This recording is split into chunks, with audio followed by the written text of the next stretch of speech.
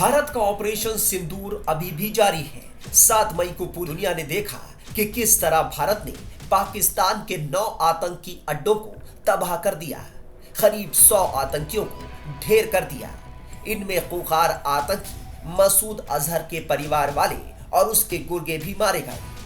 Operation सिंदूर में जैश ए मोहम्मद का आतंकी अब्दुल मलिक रऊफ, यूसुफ अजहर और मुदस्सिर अहमद मारे गए हैं। ये आतंकी 1999 IC-814 प्लेन हाईजैक और साल 2019 में हुए पुलवामा हमले की साजिश में शामिल थे। मोहम्मद यूसुफ अजहर जैश ए मोहम्मद के सरगना मौलाना मसूद अजहर का छोटा भाई है और जैश का सीनियर कमांडर भी था। वहीं मौलाना अब्दुल मलिक रऊफ मौलाना मसूद अजहर का भाई और जैश ए मोहम्मद का ऑपरेशनल कमांडर था। जैश में ये तीसरे नंबर का नेता माना जाता था। रऊफ 1999 कंधार हाईजैक के साजिशकर्ताओं में से एक था।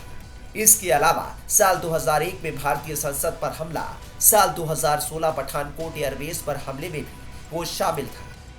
ताज्जुब की बात यह है कि इन पाकिस्तानी आतंकियों के जनाजों पर पाकिस्तानी सेना के अधिकारी देखे गए। वो इन आतंकियों की नमाज जनाजा पढ़ रहे थे। ये देखिए, जैश ए मोहम्मद के डिप्टी कमांडर और मसूद अजहर के छोटे भाई आतंकी रऊफ अजहर के जनाजे में सेना के अधिकारी पहुंचे हुए हैं। भारत ने पूरी तरह से अपने ऑब्जेक्टिव को हासिल कर लिया है। खासकर हमारा ऑब्जेक्टिव था टेरर कैंपों को डिस्ट्रॉय करना। 9 टेरर कैंप हमने डिस्ट्रॉय किए हैं। जैश ए मोहम्मद जो मेन ऑर्गेनाइजेशन थी, उनका हेडक्वार्टर पूरी तरह से तबाह हो चुका है और मसूद अजहर के जो काफी लोग हैं परिवार के, वो भी मारे गए हैं। तो बड़ा झटका जो टेररिस्ट कैंपों में रहते थे और उनको ट्रेनिंग देते थे, उनके लिए लगाया और यही भारत का ऑब्जेक्टिव था।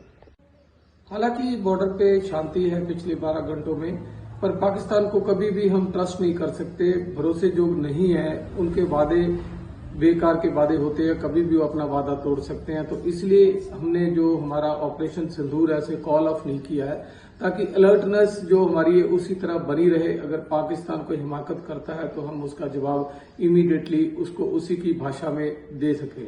जैसा कि प्राइम मिनिस्टर ने कहा कि गोली का जवाब गोला होगा, तो बिल्कुल हम मुंह तोड़ जवाब देंगे अगर वो करता है। पर भारत शांति चाहता है और हम इस शांति को बरकरार रखना चाहते हैं। बताया जा रहा है कि आतंकी अब्दुल रऊफ के जनाजे में पाकिस्तानी सेना के जो अधिकारी शामिल हुए थे, उनके नाम हैं lieutenant general Fayyaz Hussain, major general Rao Imran, brigadier Mohammad Furqan. इसके अलावा पाक आतंकियों के जनाजे में पाक सरकार और प्रशासन के भी कई अधिकारी मौजूद थे। इनमें डॉक्टर उस्मान अनवर, पाकिस्तान पंजाब के विधायक, और मलिक सुहेब अहमद शामिल थे। वहीं retired wing commander Prafulla Bakshi का कहना है कि अगर भारत को पाकिस्तान में पनप रहे आतंकवादियों का इलाज करना है तो पाकिस्तानी सेना का इलाज करना होगा। ये कहने का तरीका होता है कि अब आपको जम के इसका जवाब देना है। मैं ये थोड़ी कह रहा हूं कि वो गोली मारेंगे। आपको जितना जो आपको रिक्वायरमेंट है आप वो पूरी करिए। कई बार ये होता है कि गोली का जवाब गोली से ही देना पड़ता है। गोला जो होता है एरिया वेपन होता है। वो ये कहने का तरीका है कि आप अपना खुल के अब बेधड़क होके करिए, ये मतलब है।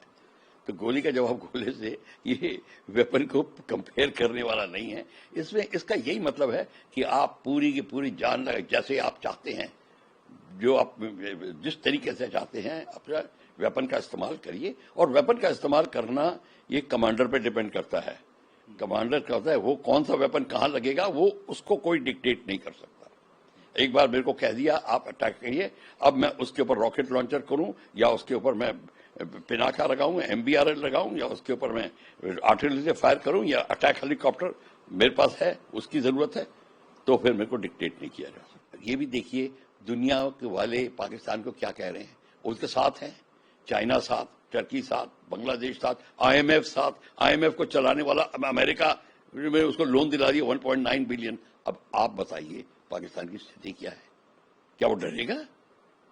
तो ये है ईरान, साथ इस्लामिक देश उसको देंगे, सब सपोर्ट देंगे।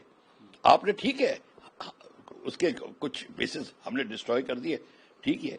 जब तक आप उसकी धरती पे कब्जा नहीं करेंगे बात कहीं नहीं बनेगी। ये सब बातों में निकल जाएगा खेल।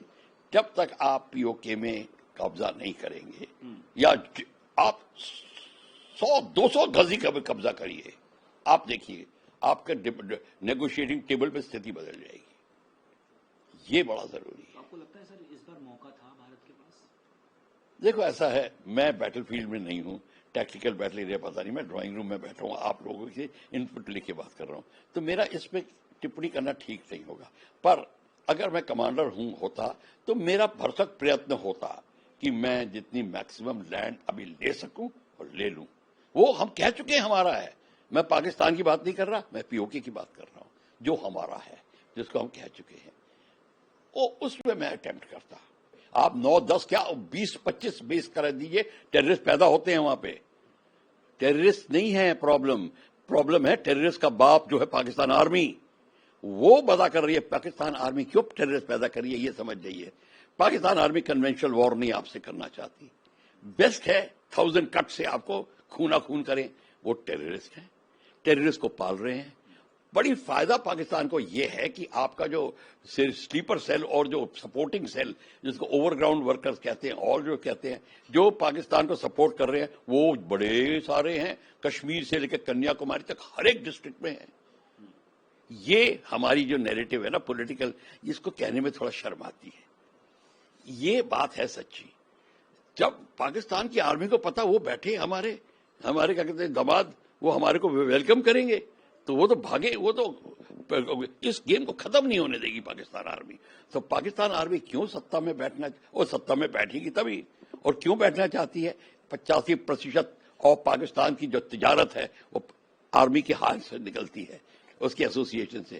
ایک بار کشمیر میں فلسفی آ گئی تو پاکستان کی جو جنتا ہے وہ کہے گی بھیا ہم کو تو ویزا ہٹاؤ, پاسپورٹ ہٹاؤ, ہمیں جانا ہے بامبے, ہمیں تجارت کرنی ہے, کلچرل ہے, اپنے رشتہ داروں سے ملنا ہے, 1000 باتیں ہوں گی. ان کو کسی کو آپ کی جو ایج کے جو یوتھ ہے وہاں پہ اور وہ ہیں ان کو کسی کو نہیں یہ کشمیر اور جہاد اسے شوق ہے. ان کو بنانے پڑتے ہیں, جہادیت بنانے پڑتے ہیں, انڈاکٹرینیٹ کرنے پڑتے ہیں. تو ان کو پتا ہے کہ کہیں اسلام میں کہیں نہیں ہے ایسی چیزیں کہ آپ کافر کو ختم کر دو, یہ کر دو, وہ کر دو. یہ ان کی جس کا کہتے ہیں نا ان کا اپنا ٹرانسلیشن ہے, ان کا اپنا انالیسس ہے. اس کو کوئی نہیں. عمران خان کی پارٹی پوری کی پوری, پھر بلوچستان بیٹھا ہے, پھر وہاں وہ بیٹھے ہیں, وہ ان کو ہلنے نہیں دے رہے. تو اس کو طاقتور کرنے کے لیے اپنے کو وہ گدی میں بھی تو رہنا چاہتے ہیں, گھوڑے پہ بھی نہیں بیٹھنا چاہتے, تو اپنا من والا پرائم منسٹر بنائیں گے اور بیٹھے رہیں گے. تو اس لیے ٹیررزم کو آپ نے کہا ختم کرنا ہے, پاکستان کی آرمی کو ختم کرنا ہے. اور پاکستان کی آرمی کیسے ختم ہوگی؟ آپ دھیرے دھیرے پی او کے کو لینا شروع کریے.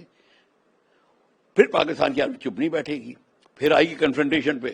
جب پاکستان کی آرمی اوپن کنفرنٹیشن پہ آ گئی, آپ کی لڑائی شروع ہو گئی. آپ اپنا دوسرا فرنٹ کھولیے,